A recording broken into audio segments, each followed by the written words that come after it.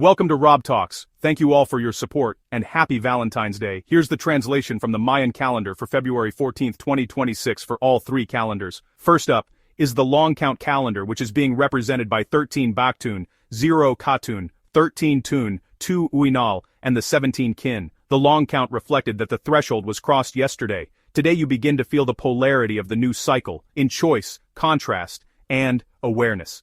This is not conflict, rather it is refinement. You are becoming more aware of what aligns and what does not. The 17 Kin is about duality awareness within a new energetic layer, and learning to balance emerging forces. You're being asked to make one conscious choice aligned with your values, and to notice internal yes versus no signals. This is a time to avoid extremes, it's a time to seek balance and to plant intentions carefully. I'm also translating the entire 13-day cycle of the Tzolk'in calendar. If you're interested in seeing it, I'll link it at the end of this video. Yesterday began a new Tzolk'in cycle, and the date is now 2 Khan. Khan is represented by the seed. It's about prosperity, stored life force, growth potential, and abundance.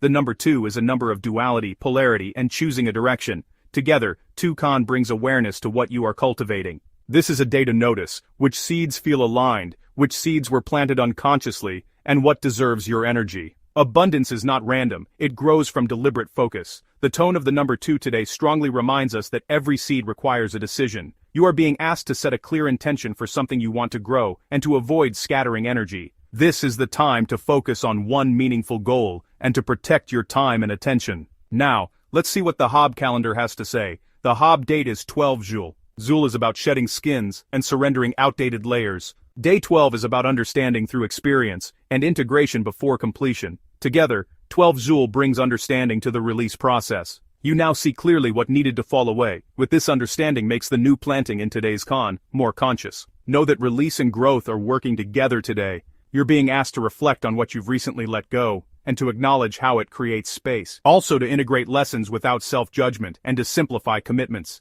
Now let's look at what the collective message is from all three calendars. Here's the meaning of each calendar summed up. The long count is about stabilizing the new energetic field, and the Tzolk'in is about choosing which seeds to cultivate. The Hob calendar is about understanding release as a preparation. Together, this is a conscious planting day. What you choose to nourish now has a long-term impact. Collectively, decisions begin shaping the next wave. The energy favors mindful growth over impulsive expansion, and today's message is clear. Choose your seeds wisely, and release what cannot grow.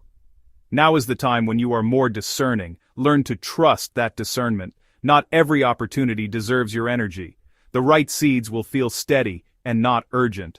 Here is an affirmation reflecting today's calendars, but please first remember to give us a thumbs up and to subscribe to help us grow. Thank you. Now here's the affirmation. I plant my energy with intention. I release what no longer supports my growth. Thank you all for your support.